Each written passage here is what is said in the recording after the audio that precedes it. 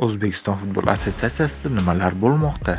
Ufa terma jamoalar sobiq rahbari: "Men bu sirkning bir qismi bo'lishni istamadim." Assalomu alaykum. Kanalimizga xush kelibsiz. Yaqin daqiqalar ichida siz bilan Ekstra Sport kanali. Videolarimizga like bosib, bizni qo'llab-quvvatlayotgan barchaga rahmat. Aynan sizni qo'llab-quvvatlashlaringiz tufayli biz ishlashda davom etamiz. Demak, bugungi dasturimizni boshladim.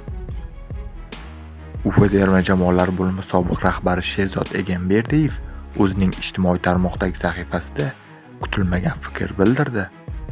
Men uchun ushbu jamoadan ketish juda og'ir va alamli, lekin bunday holatlar sodir bo'layotganda qolish mumkin emas edi.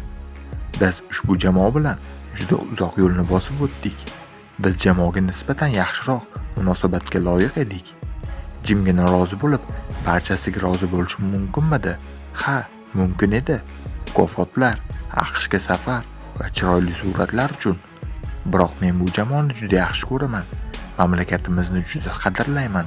Shuning uchun yo'q, men bu sirkning bir qismi bo'lishni istamadim deb fikr bildirdi Sherzod Egamberdiyev.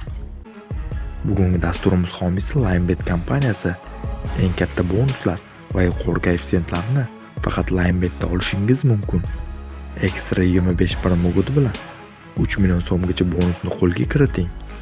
Linebet havolasini video ostida qoldirdim. Sport Express nashrining yozishicha, Fabio Cannavaroning O'zbekiston terma jamoasidagi yillik maoshi 4 million yevroni tashkil qiladi. Italiyalik murabbiy yaqin kunlarda Ufa bilan 1+4 ko'rinishdagi shartnoma imzolaydi. Uning yillik maoshi 4 million yevro bo'lishi kutilmoqda.